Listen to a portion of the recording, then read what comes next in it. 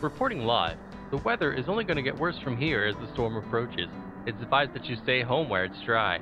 Many places are expected to flood over the next couple of days, so stay alert, stay safe, and check in at 10 for more. Yeah, right. You don't trust that easily, do you? Where did you come from? That's for me to know and for you to not find out. I never caught your name. I didn't throw it. It's probably not a good idea to go home anytime soon. Lucky for you and your graveyard shifts. The news is full of bull. It's not even raining. You were saying? A little rain won't hurt anyone. I'm sure it's fine. Would having company during their shift damage the great Micah's ego? Well, I've heard there are worse punishments. Do you want to find out? She had far too many tricks up her sleeve. The kind of face you knew could pull the innocence card all too easily. Just Salem's kind of mistake. They'd insist it was a type, but I've seen them burn through far too many guys and girls to know better. She was either trouble or born yesterday.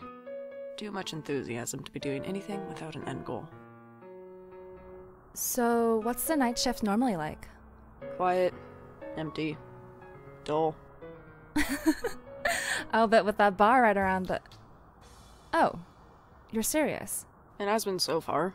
Can't even hear the other shops closing down for the night. Strange. Scratch that. I'd call it eerie. A creepy ghost town. My thoughts exactly. Good evening, sir. How can we be of service? It was him. Oversized jacket, head down, the lot. No doubt in my mind. Sir? He took the same path he always does. Down to the left, 6 paces, just out of view, and then the trend continues. Up and down a few aisles, I assume. What's the point if he already knows what he's buying? I hear him walk further, but he never comes back into view. Never turns the next corner to stare aimlessly, just walks. My head hurts trying to figure it out. Do you know him? He's a frequent customer. Comes in every day, I think. Couldn't tell you anything else, though. Haven't seen his hands, let alone his face. Does he normally ignore you like that? No. He usually says something, at least. Maybe he's having a bad day. Well, only one way to find out. Where are you going? Live a little, Micah. Nobody's coming through that door anytime soon. But we can't just... I can't just... wait up! Now, where the hell did he go? How am I meant to know? I thought you were following him. What, get distracted? Yeah, try not to pop a lung. Awfully dramatic, don't you think? Thanks, I get it from my sister. Naomi, I thought she was younger than you. How did you... No, you know what? Actually, I don't want to know. So, are you gonna tell me your name anytime soon? You have to earn it. Earn it how? That's for you to decide. Ah! Well, that's one way to set a mood. The lights are out. Not just the lights in the shop, but the street lights across the road, and the surrounding houses by the looks of it. Nothing but the good old-fashioned moon. Oh joy. We probably should have locked the door if we were going to be running around the store like madmen.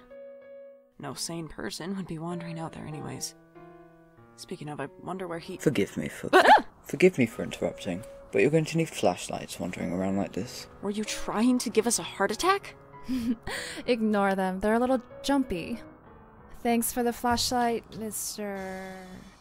Have you ever seen a staring contest from a distance? It's painful and confusing and hard to tell who's winning when you still can't see one of their faces. I wonder if she could see it standing so close to him. Between the mysteries and the sneaking around, these two had a lot in common now that I think about it. Another thing they had in common? I still had no clue what either of their names were. Why don't you take the hood off, big man? Scared of a little light? Only if you take the mask off. I don't trade physical and metaphorical like that. That is an awful shame. Is this a standoff or flirting? I don't know you well enough for that. Keep dreaming, old man. I'm 29. Ooh, so now we're getting somewhere. Maybe this is my villain story. I beg your pardon. Not important. Is it getting cold for anyone else? Why, Micah? Are you looking for someone to cuddle up with? I'm looking to not freeze to death in this creepy-ass shop. Would a fire suffice? Great. A fire in the rain. Effective. My dear, you must be mistaken. Whoever said anything about going outside? You want to start a fire in the convenience store? No way, I'm not out to get fired anytime soon. I wouldn't worry about that. I'm sure the three of us can keep a secret. Light it up, mystery man. But what about cameras or smoke detectors? You're right. We shall have to do this in another room. Oh, there's also a smoke detector in the bathroom as well. How'd you figure that one out, genius? Oh my hell, what did you do? That's the story for another day. Lead the way, Trenchcoat. How long are these nicknames of yours going to last? Until you tell us what to call you. Very well. So? This way. Are you kidding me? These two are gonna drive me up the wall faster than Naomi's shower singing used to.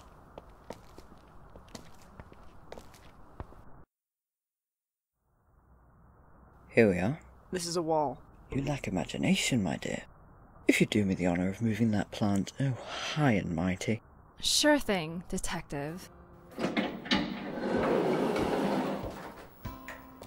We have a secret room? Did you know about this? You know that window outside? This? This is where the blackout window is? Well, hey, those look important. You probably shouldn't be setting paperwork on fire. Never mind. The bin is metal. This is perfectly safe and controlled. Live on the edge a little, Micah. Get a bit of adrenaline in your system. I think I'd rather do that without the near-death experiences. That could be arranged. I sat there for what felt like hours. For all I know, it could have been. A few comments here and there, something to fill in the gaps just before the air went stale. They both seemed pretty content to sit there like that. I get the feeling that staring at an open flame for so long was at least 4 different types of unhealthy, but who was I to stop them? I, of course, kept the questions burning into my soul, piling up like there's no tomorrow. Until I finally snapped. For someone who doesn't work here, you know an awful lot, and at this point, I'm convinced you're either planning to rob the place or a serial killer, and if you don't start talking soon, I swear to the storm outside that I'm gonna— It's Mateo. Wait, what? You lasted longer than I thought you would, in all honesty. But I could see it bubbling. My name's Mateo Smith. Just Mateo is fine. Aren't they so easy to read? Surprisingly so.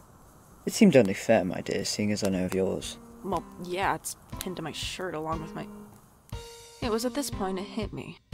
My supposed coworker didn't have a name on her badge, just pronouns. It was blank in the space, like she'd smoothed the metal back down to white herself. The badge was a requirement.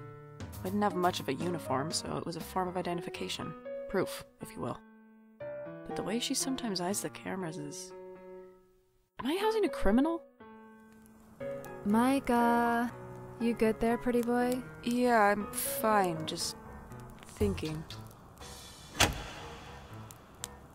And we're back in business. I should get back behind the counter. Don't believe I served you yet today, have I, Mateo? You have not.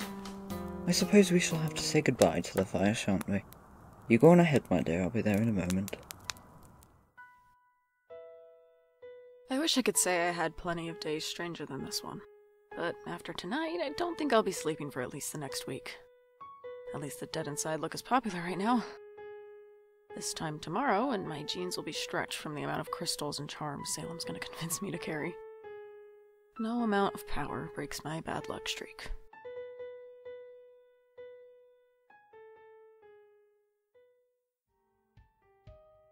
Life hack.